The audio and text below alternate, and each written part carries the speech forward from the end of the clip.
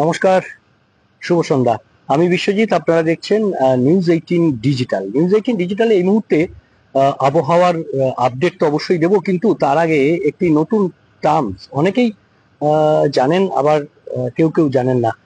সকলের জন্যই একটা বিশেষ টার্ম, অর্থাৎ এই মুহূর্তে পশ্চিমবঙ্গ, গাঙ্গেয় পশ্চিমবঙ্গের উপর যে পরিস্থিতি বা যে সিনপটিক সিচুয়েশন বলা ভালো, যেটা আবহাওয়ার ভাষায় সিনপটিক সিচুয়েশন, সেই সিনপটিক সিচুয়েশন কি হয়েছে তার একটা নতুন টার্ম অবশ্যই অনেকে জানেন, অবশ্যই যারা জানেন না তাদের জন্য অবশ্যই বলছি, মনসুন ডিপ্রেশন। আপনারা শুনেছেন depression, deep depression, well marked low pressure, অর্থাৎ এই যে নিম্নচাপের রকম ফের, বিভিন্ন রকম ফের হয় নিম্নচাপের ক্ষেত্রে। আর মনসুন ডিপ্রেশন, বুঝতে পারছেন, এর সঙ্গে একটা মনসুনের একটা যোগ রয়েছে। আমরা এর আগেও অনেক সময় ওয়েদার ব্রিফিং এ যারা বিজ্ঞানী রয়েছেন তাদের কাছ থেকে শুনেছি যে এই যে মনসুন সময়ে মনসুনের যে থান্ডারস্টর্ম অ্যাক্টিভিটিস হয়, সেই মনসুনের থান্ডারস্টর্ম অ্যাক্টিভিটিস এর আগে যারা যখন স্যাটেলাইট বা র্যাডার পিকচার এত সুন্দরভাবে পেতেন না বিজ্ঞানীরা, যখন বিভিন্ন মডেল কোষে তারা এই মনসুন বা অন্যান্য যে ওয়েদার ফোরকাস্ট দিতেন, সেই সময় ম্যানুয়ালি, সেই সময় কিন্তু এই বর্ষাকালে বা মনসুন সিজনে থান্ডারস্টর্ম হতে পারে সেই কনসেপ্টটাও ছিল না।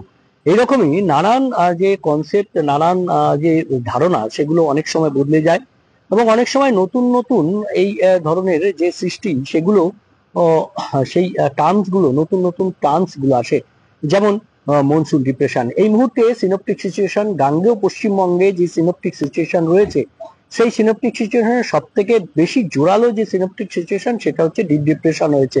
অর্থাৎ আমরা গতকাল বা তার আগে যেটা দেখেছি, গতকাল সকালের দিকে যদি আমরা বলি যে একটা ঘূর্ণাবর্ত উত্তর পশ্চিম বঙ্গোপসাগরে তৈরি হয়েছিল, এবং এই উত্তর পশ্চিম বঙ্গোপসাগরের যে ঘূর্ণাবর্ত, সেই ঘূর্ণাবর্তটি ধীরে ধীরে নিম্নচাপে পরিণত হয় গতকাল সন্ধেবেলায়, এবং তারপর আজ সকালেই সেটি ওয়েলমার্ক লো প্রেশার, এবং আজ বেলা 11টা, 11:30 যে বুলেটিন, সেই বুলেটিনে জানিয়ে দেওয়া হয় যে এটি ডিপ ডিপ্রেশনে পরিণত হয়েছে। অর্থাৎ আজ দুপুরবেলা থেকে আমরা জানতে পেরেছি যে এই সিস্টেমটি, যেটি নিম্নচাপ এলাকায় পরিণত হয়েছে, মূলত উত্তর পশ্চিম বঙ্গোপসাগরে যেটি ঘূর্ণাবর্ত হিসেবে ছিল, সেই ঘূর্ণাবর্তটি উত্তর ওড়িশা উপকূল, পশ্চিমবঙ্গ উপকূল এবং বাংলাদেশ উপকূলে এটি নিম্নচাপে পরিণত হয়েছিল গতকাল সন্ধ্যায়, এবং তারপর সেটি ওয়েলমার্ক লো প্রেশার অর্থাৎ সুস্পষ্ট নিম্নচাপ,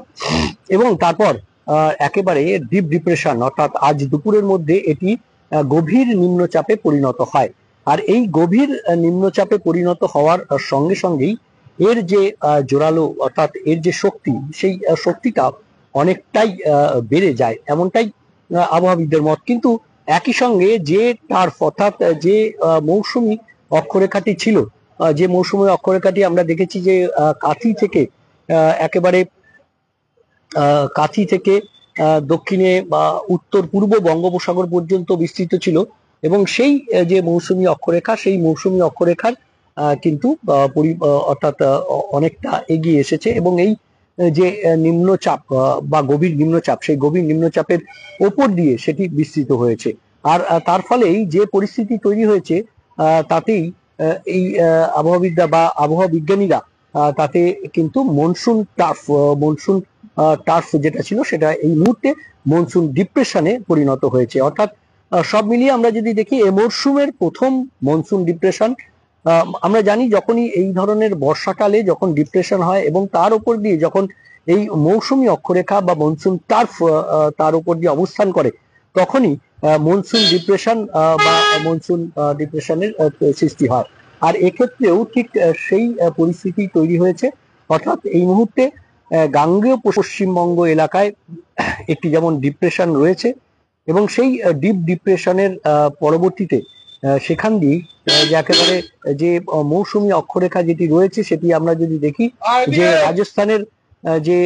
রাজস্থানের বিকানির থেকে মধ্যপ্রদেশের যে নিম্নচাপ, সেই মধ্যপ্রদেশের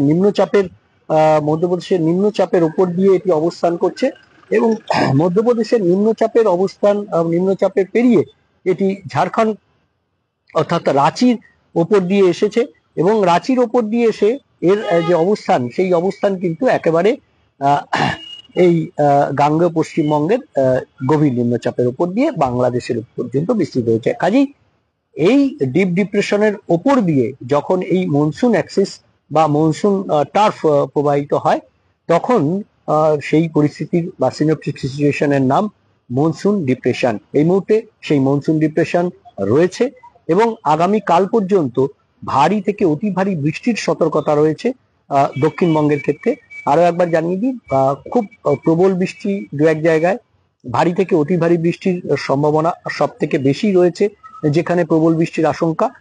তার মধ্যে দক্ষিণ 24 পরগনা যেমন রয়েছে, আমরা দেখেছি ডায়মন্ড হারবার সহ বিভিন্ন জায়গায় বেশ ভালো ভারী বৃষ্টি হয়েছে এবং কোথাও কোথাও এই অতি ভারী বৃষ্টি বা প্রবল বৃষ্টির আশঙ্কা রয়েছে আগামী অন্তত 12 ঘন্টায়। এবং তার পরবর্তীতেও কিন্তু এই যে আগামী 12 ঘন্টা অর্থাৎ আগামীকাল সকাল পর্যন্ত বেশ ভারী বৃষ্টি, অতি ভারী বৃষ্টি, প্রবল বৃষ্টির আশঙ্কা পূর্ব ও পশ্চিম বর্ধমান, তার সঙ্গে দক্ষিণ 24 পরগনাতে যেমন রয়েছে, তেমনি কলকাতা সহ দক্ষিণবঙ্গের সব জেলাতেই এই মনসুন ডিপ্রেশন তার যে প্রভাব, তাতে ভারী বৃষ্টির সম্ভাবনা থাকছে। কোথাও কোথাও বিক্ষিপ্তভাবে অতি ভারী বৃষ্টি হতে পারে।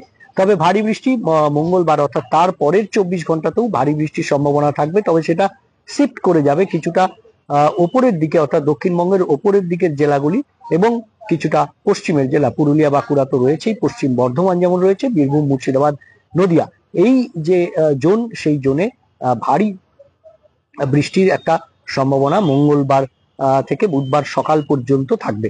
বুধবারেও যে বিক্ষিপ্ত বৃষ্টি হবে না এমনটা নয়, বুধবারেও বিক্ষিপ্তভাবে বৃষ্টি হতে পারে এবং সেই বৃষ্টিটাও বেশ বজ্রবিদ্যুৎ সহ হালকা মাঝারি বৃষ্টি, কয়েক পশলা বৃষ্টি হতে পারে, সেটাও উপকূল এবং দক্ষিণবঙ্গের বিভিন্ন জেলাতে এই বৃষ্টি হতে পারে।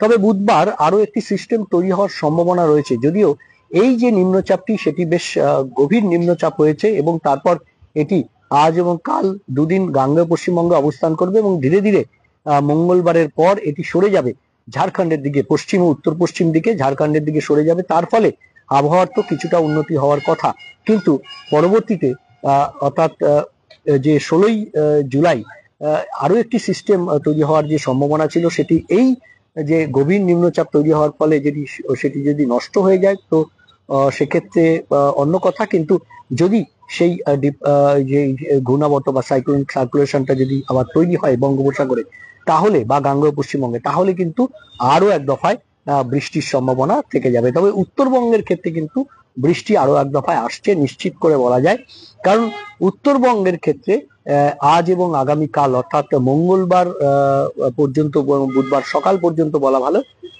উত্তরবঙ্গের উপরের দিকের যে 5 জেলা দার্জিলিং, কালিম্পং, আলিপুরদুয়ার, কোচবিহার, জলপাইগুড়ি, সেখানে বিক্ষিপ্তভাবে বৃষ্টি হবে। মালদা এবং দক্ষিণ দিনাজপুরেও দু এক পশলা বিক্ষিপ্ত ভারী বৃষ্টির সম্ভাবনা থাকছে।